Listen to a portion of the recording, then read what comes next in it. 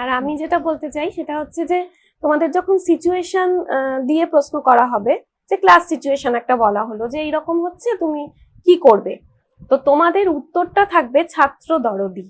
মানে তোমাদের উত্তরটা হবে তোমরা ছাত্রের পক্ষে যেটা ভালো, ঠিক আছে, তোমরা সেইটাই বের করে আনবে।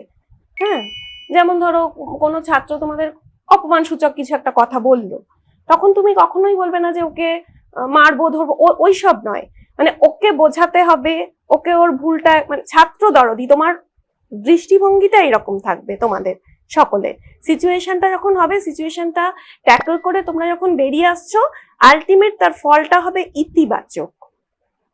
ঠিক আছে, মানে এই ধরনের একটা, এবার সিচুয়েশন কি ধরনের এলো তোমাদের কাছে তার উপরে উত্তরটা নির্ভর করবে। মানে আলটিমেট তোমরা স্টুডেন্টদের ভালোটাই চাও, মানে এইভাবে আসবে জিনিসটা।